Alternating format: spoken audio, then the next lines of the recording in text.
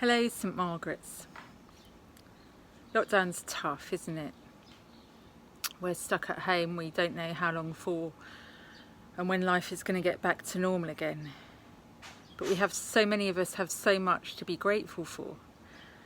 Safe homes, gardens, food on the table and income still coming in. And we know that there are many, many people in our country who are not in this privileged position. People are hungry. Many, many people are hungry. No income to buy food, no food on the table, no electricity to cook food. And as a church, we feel called to respond to these needs. So what do we do about this? Well, this is where we need your help. We would like to put care packages together, which will consist of staple food items like rice and mealie meal and tin food, as well as include vegetables, which are so important to maintain a healthy immune system. Our plan is to also include a soap, a hand sanitizer, and a face mask. And this is where our request for the sowers amongst you comes in. We know that we are all under financial pressure at the moment, but we are asking if you are able to help us. We would appreciate a 250 Rand donation made into our church account. This will then allow us to purchase the product and make up the food hampers. To keep everything transparent, we're asking if you could do an EFT into the church account, but to please use the reference care packages. This allows us to reconcile everything and to keep everything for the donations separate. If you're not able to contribute financially, we understand. If you would prefer to buy a product, we can arrange for a drop-off zone.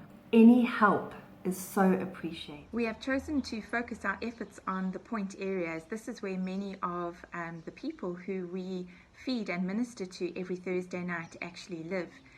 St. Peter's Church is acting as a food distribution point at this stage, and with our help and with the help of some other organizations, they are trying to feed over 500 of the most vulnerable families in that area, and this number is growing every single day. And the most vulnerable at this stage are actually our foreign nationals, the refugees, the people who are undocumented, as they do not qualify for help at this stage from the South African government.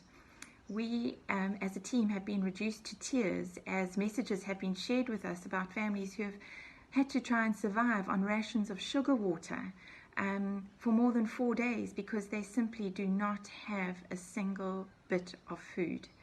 And I think we as a church are just called now to do something about this. We have a humanitarian crisis literally 15 kilometers away from our doorstep, and we have the opportunity to actually do the work of the church.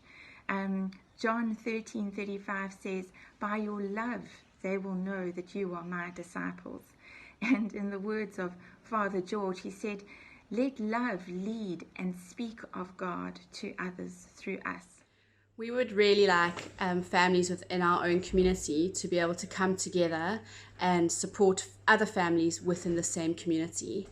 We can come together, give what we can afford, and put these together into food and care parcels. And then working together with the local police and the local crisis teams, we can identify local families that have found themselves in an increased, desperate situation and get the support that they need. As the community of St. Margaret's, we can perhaps donate some money to the church so that food parcels can be made up, or donate directly some staple foods, or even material or elastic for those that are able to make masks, and even take part in some virtual bingo evenings, which we will try and organize in the near future.